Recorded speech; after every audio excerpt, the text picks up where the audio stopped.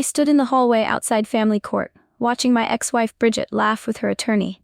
She looked confident, relaxed even, her designer suit perfectly pressed, and her blonde hair swept into an elegant chignon. When her eyes met mine, she smirked. That same condescending expression I'd endured throughout our marriage. She thought she knew me, the quiet accountant who never raised his voice, who apologized too much, who avoided confrontation at all costs. She'd built her entire legal strategy around that assumption. Her attorney, a shark named Dominic Rothman, had a reputation for destroying mild-mannered men in divorce proceedings. Bridget had chosen him specifically because she knew I'd crumble under aggressive tactics. What neither of them knew was that the man standing before them today wasn't the same person who'd walked out of our marriage 6 months ago. I'd spent that time preparing, gathering evidence, and building a case that would dismantle every lie she'd told. My attorney, Catherine Vale, stood beside me reviewing documents. She glanced up and smiled slightly. "Ready?" I nodded. "Absolutely." Our marriage had lasted 7 years, though it felt like decades. Bridget was a pharmaceutical sales representative who earned substantially more than I did, a fact she reminded me of constantly. "You're lucky I married you," she'd say during arguments. "What would you be without me?" I'd believed her for far too long. She controlled our finances completely despite my background in accounting. She made unilateral decisions about our home, our social life, our future. She dismissed my opinions as irrelevant and my feelings as weakness. I'd thought marriage meant partnership, compromise, mutual respect. Bridget thought it meant ownership. The breaking point came on a Tuesday evening last November. I'd come home from work to find Bridget packing suitcases. "I'm leaving," she announced casually. "I've met someone else, someone who actually has ambition." She was moving in with Preston, a hospital administrator she'd met through work. He was wealthy, successful, everything she claimed I wasn't. "You can keep the apartment," she said generously. "I'm taking the savings account, though. I earned that money." I didn't fight her that night. I simply watched her pack, answering her questions about where things were with quiet compliance. She mistook my silence for acceptance, even defeat. "You'll be fine," she said dismissively. "You're good at being alone." After she left, I sat in our empty apartment processing what had happened. The initial shock gave way to something unexpected. Relief. Then came anger, not explosive but cold and calculating. Bridget had taken our entire savings, nearly $80,000, money we'd supposedly been saving for a house. She'd also maxed out our joint credit card on purchases I knew nothing about. The apartment she'd generously left me? It was in my name only. I'd paid the entire down payment using my inheritance from my father. Bridget's name wasn't on the deed, though she'd insisted on expensive renovations that I'd financed. She'd contributed nothing but still expected half of everything in the divorce. That's when I stopped being weak and started being smart.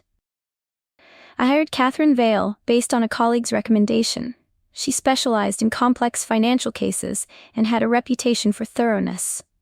Our first meeting was in her downtown office, a space filled with law books and framed degrees. "Tell me everything," she said, her pen poised over a legal pad. I explained the situation methodically: Bridget's departure, the emptied savings account, the credit card debt, her demands for spousal support, and half my assets. Catherine listened without interruption, occasionally making notes. "Do you have documentation of your financial contributions?" she asked. I pulled out a folder I'd prepared, bank statements showing my father's inheritance deposited into my account, then transferred for the apartment down payment, receipts for all the renovations I'd paid for. Evidence that Bridget had never contributed financially to our home. Catherine's expression brightened considerably. "This is excellent. What else do you have?" I hesitated before revealing my trump card. "I have reason to believe she's been hiding income, significant income." The pharmaceutical industry was lucrative, but Bridget's lifestyle had always seemed excessive, even accounting for her salary. Designer clothes, expensive jewelry, frequent spa treatments, she spent money constantly. During our marriage, I'd questioned this once. She'd become furious, accusing me of being controlling and jealous. I'd apologized and never asked again. But after she left, I started investigating.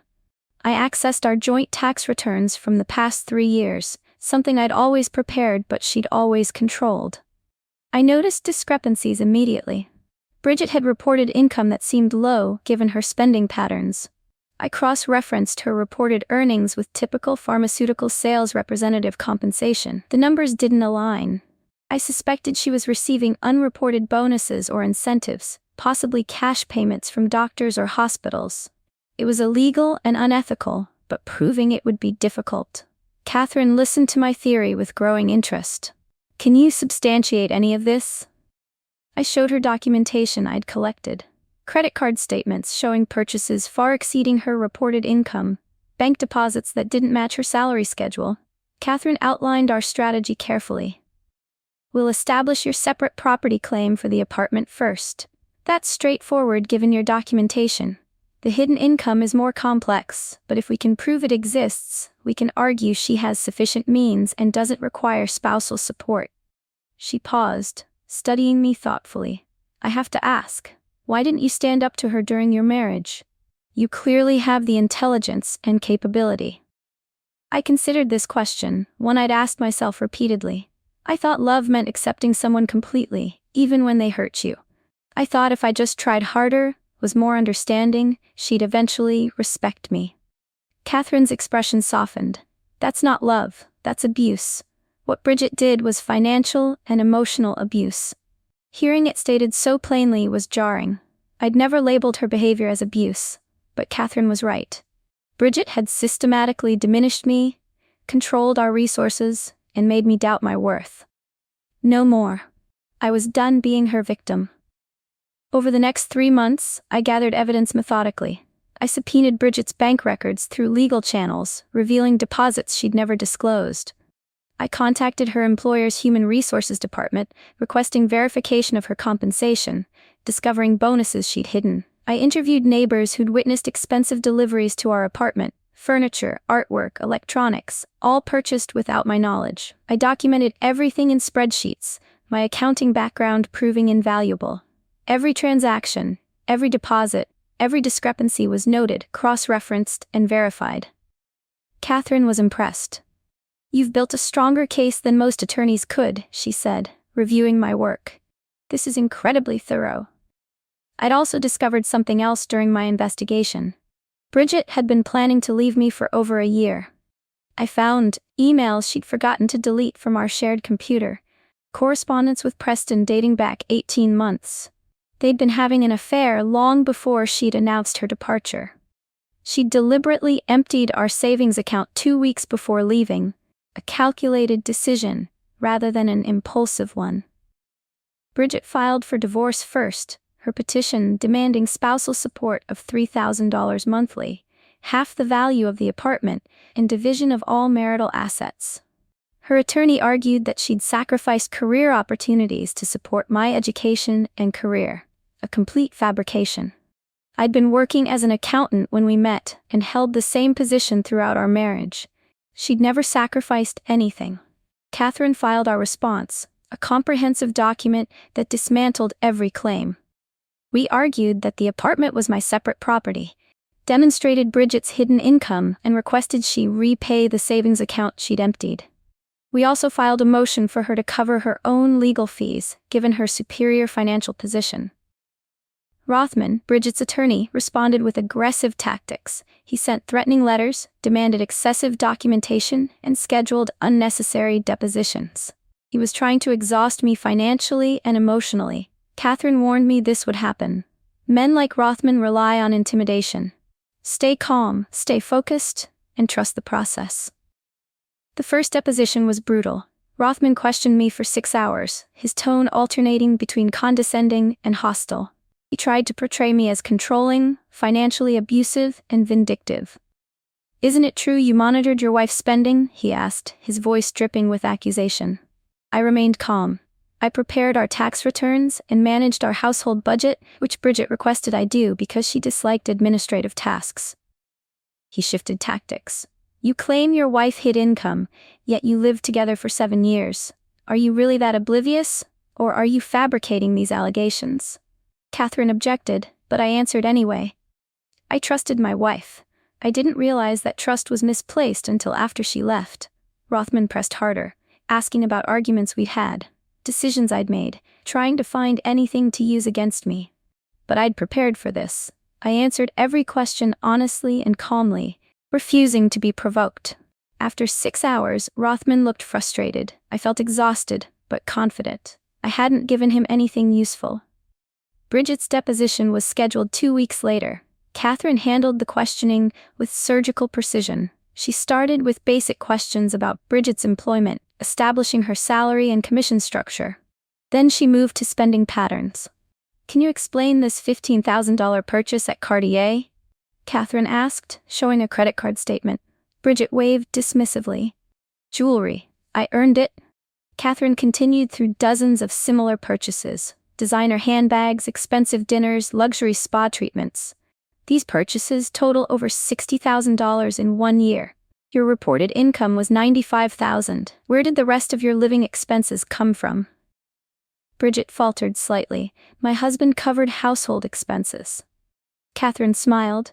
"So your income of $95,000 was entirely discretionary, while your husband, earning $70,000, paid the mortgage, utilities, groceries, and all household costs." The math was damning.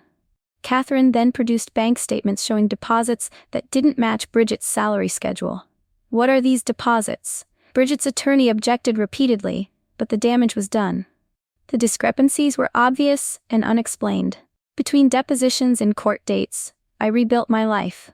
I'd been living in survival mode during my marriage, working long hours and coming home to criticism and contempt. Now I joined a gym, started cooking healthy meals, and reconnected with friends I'd neglected. My colleague Terrence became a close confidant during this period. He'd been through his own difficult divorce years earlier. "The hardest part isn't the legal battle," he told me over coffee one Saturday. "It's remembering who you were before the marriage tried to destroy you." He was right. I'd lost myself somewhere in those 7 years. I'd become smaller, quieter, more apologetic. I'd accepted Bridget's assessment of me as boring, unambitious, and lucky to be loved. Slowly, I was remembering that I was none of those things. I was intelligent, capable, and deserving of respect. The man Bridget had dismissed as weak was actually someone who'd chosen patience and kindness over conflict. That wasn't weakness. That was strength she'd never understood.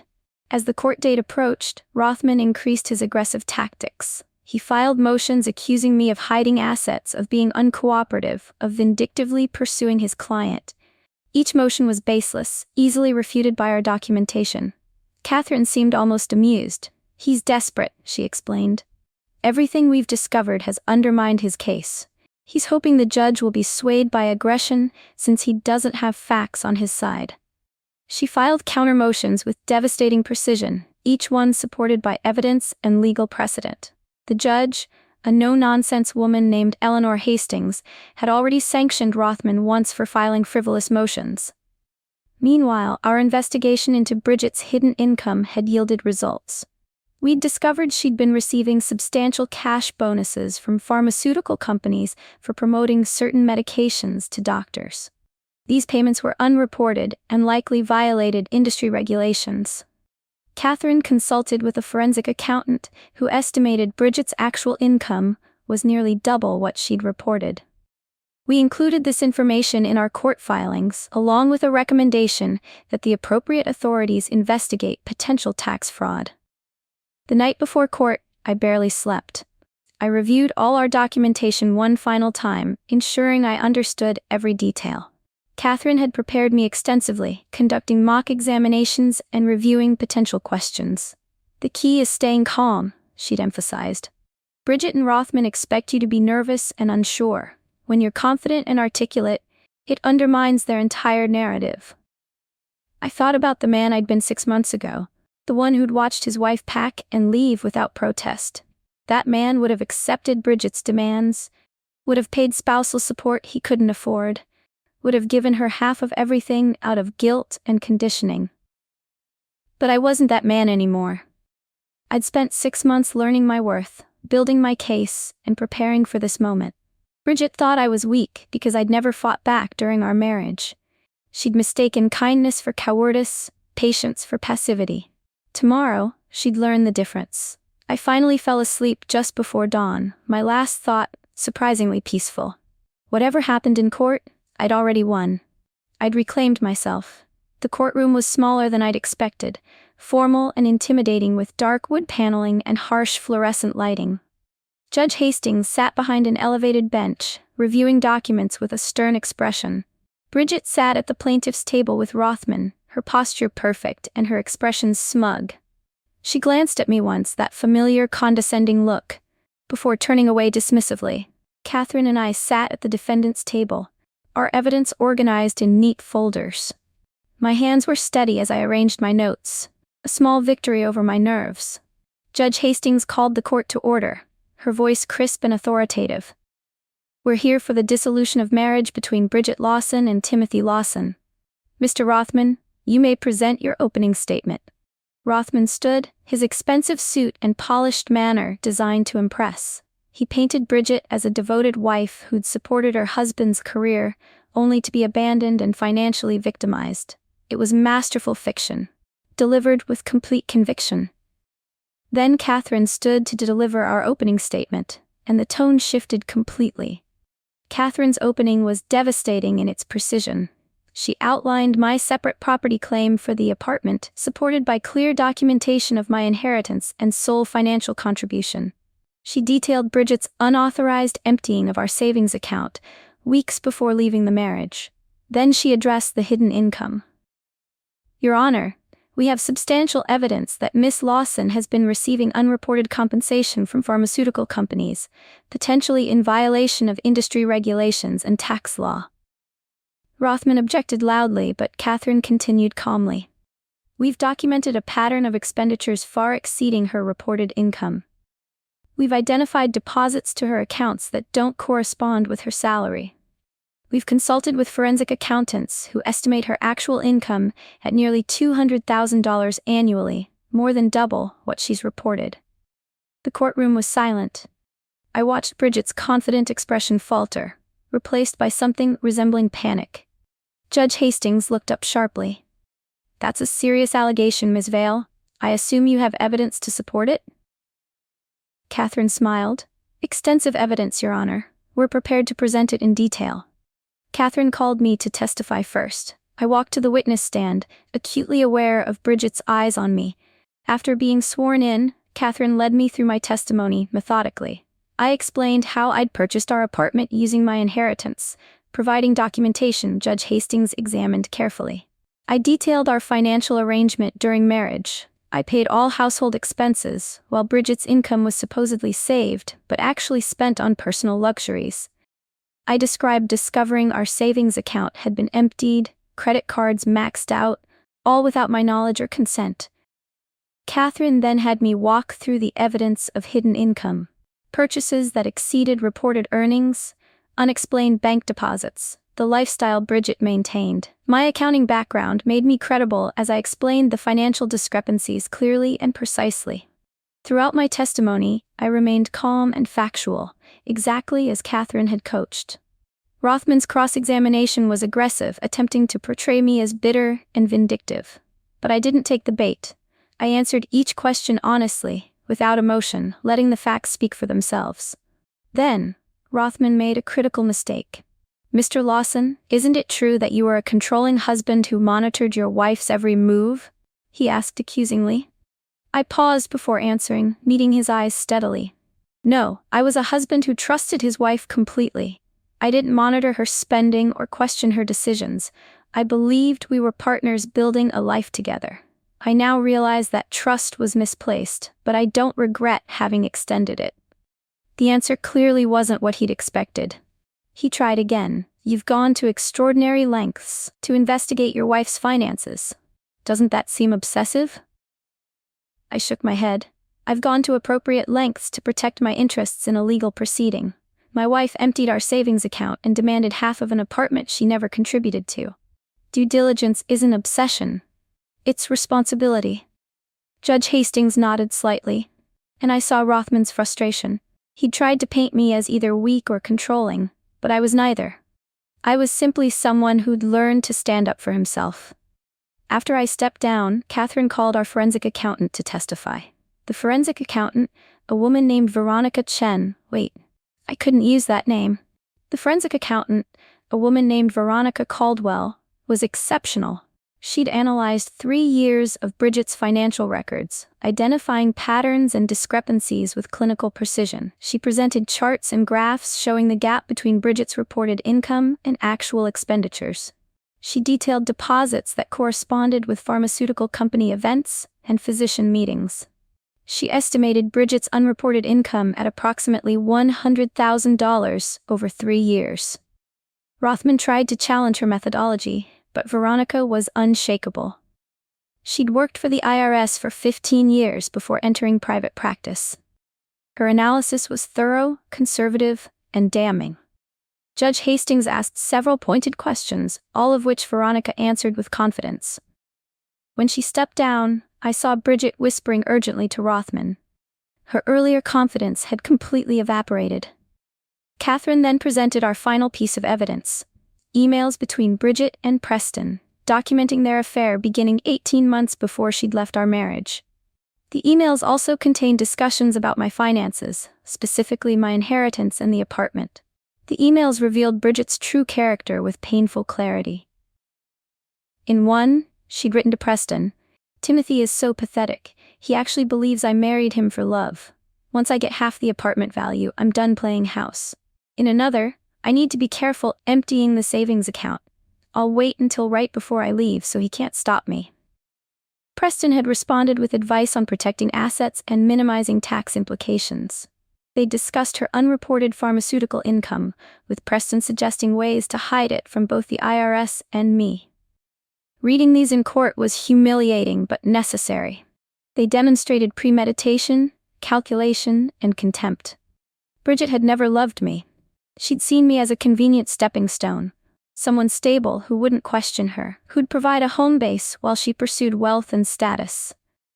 When Rothman tried to object to the email's admission, Judge Hastings shut him down firmly. "These emails are directly relevant to the financial claims at issue. I'll allow them." Bridget looked pale, her hands clenched in her lap. Catherine rested our case after the emails, confident we'd presented overwhelming evidence. Then Rothman called Bridget to testify. She walked to the stand with visible effort, her earlier confidence completely gone. Under Rothman's questioning, she tried to portray herself sympathetically. She claimed she'd been unhappy in our marriage, felt unappreciated and unloved. She denied hiding income, insisting the deposits were legitimate bonuses properly reported. She claimed the savings account was primarily her money, that she'd earned and deserved it. But on cross-examination, Catherine destroyed these claims methodically. She confronted Bridget with bank records showing my paychecks funding the savings account. She presented tax returns showing unreported income. She asked about the emails to Preston, watching Bridget struggle to explain away her own words. "Miss Lawson, you wrote that your husband was pathetic and that you married him for financial convenience. Were you lying then, or are you lying now?" Bridget stammered, unable to provide a coherent answer. Judge Hastings watched with an increasingly disapproving expression. The most damaging moment came when Catherine asked about the pharmaceutical income. "Miss Lawson, you received approximately $100,000 in unreported compensation over 3 years. Where is that money now?" Bridget's attorney objected, but Judge Hastings overruled him. "Answer the question, Miss Lawson." Bridget's face flushed. "I don't know what you're talking about. I reported all my income." Catherine produced bank statements showing large cash deposits. "These deposits total $98,000 over 3 years. They don't correspond with your reported salary. Where did this money come from?" Bridget looked trapped. If she admitted the income, she'd confirmed our allegations and possibly exposed herself to tax fraud charges. If she denied it, she was lying under oath. I received bonuses for exceptional sales performance. They were reported." Catherine smiled coldly. "Your tax returns don't show bonuses anywhere near this amount. You've committed perjury, Miss Lawson. In this courtroom, today." The silence that followed was absolute. Judge Hastings's expression had turned from disapproving to furious. Judge Hastings called a brief recess, during which Bridget and Rothman had an urgent, whispered conversation. When court resumed, Rothman requested permission to approach the bench. He and Catherine spoke with Judge Hastings quietly for several minutes. When they returned to their tables, Rothman looked defeated. Judge Hastings addressed the courtroom. Miss Lawson's counsel has requested an opportunity to settle this matter before I issue a ruling. Given the serious allegations that have emerged during testimony, I'm inclined to grant that request. She fixed Bridget with a stern look. Miss Lawson, you should understand that this court does not look favorably on perjury, fraud, or financial misconduct. If this matter proceeds to judgment, I will rule accordingly. Additionally, I'll be referring certain aspects of this case to appropriate authorities for investigation. Bridget looked like she might cry. Judge Hastings continued, You have 48 hours to reach a settlement. If you cannot, we'll reconvene for my ruling. Court is adjourned. We stood as she left. I felt lightheaded with relief and vindication. In the hallway outside, Catherine pulled me aside. They're going to settle, she said confidently. Rothman knows they've lost completely. Bridget's facing potential criminal charges on top of losing the civil case. They'll want to minimize damage now. She was right. 6 hours later, Rothman called with a settlement proposal. Bridget would relinquish all claims to the apartment, return the money from the savings account with interest, and pay her own legal fees. She'd receive nothing from me. No spousal support, no division of assets, nothing. In exchange, we'd agree not to pursue criminal charges or report her to the IRS. Catherine presented the offer to me over the phone. It's a complete victory, she said. Everything we wanted and more. I considered it carefully. Part of me wanted to pursue the criminal charges, wanted Bridget to face consequences for her fraud and deception. But another part just wanted to be done with her completely. I'll accept on one condition, I said. She has to admit, in writing, that her claims about me were false. I want a signed statement acknowledging I was never controlling or abusive. Catherine negotiated the final settlement terms over the next 2 days. Bridget agreed to everything, including the written statement. Reading her admission was surprisingly satisfying. I acknowledged that Timothy Lawson was never abusive, controlling, or financially irresponsible during our marriage. My allegations to the contrary were false and made in bad faith. We signed the settlement agreement in Catherine's office. Bridget wouldn't look at me, her earlier contempt replaced by obvious humiliation. Rothman was professionally courteous, but clearly eager to end his association with this case. After signing, Bridget left quickly without a word. I remained in Catherine's office, processing what had just happened. You did well, Catherine said. You stayed calm, presented your case effectively, and achieved a complete victory. Most people in your position would have crumbled. I shook my head. I almost did crumble. For 7 years, I believed her assessment of me. I thought I was lucky she'd married me, that I didn't deserve better. Catherine smiled. But you learned otherwise. That's what matters. She was right. Bridget had thought I was weak, but she'd confused quietness with weakness, kindness with cowardice. 6 months after the settlement, I sold the apartment. It held too many painful memories, and I wanted a fresh start. I bought a smaller place in a neighborhood I'd always loved, decorated it exactly how I wanted, and felt truly at home for the first time in years. I'd also been promoted at work, my meticulous nature and analytical skills finally receiving the recognition they deserved. I'd started dating again, cautiously but optimistically. The experience with Bridget had taught me valuable lessons about red flags, boundaries, and self-worth. I'd never again accept being diminished or dismissed. One afternoon, I ran into Terrence for coffee. He asked how I was doing, and I realized I was genuinely happy. The divorce was the best thing that ever happened to me, I said. It forced me to remember who I was and what I deserved. Terrence smiled. Bridget thought you were weak. What made you strong enough to fight back? I considered this carefully. I was never weak. I was patient, kind, and trusting. She mistook those qualities for weakness. By the time I walked into court, I'd simply stopped letting her define me. The strongest thing I ever did was refuse to be who she said I was.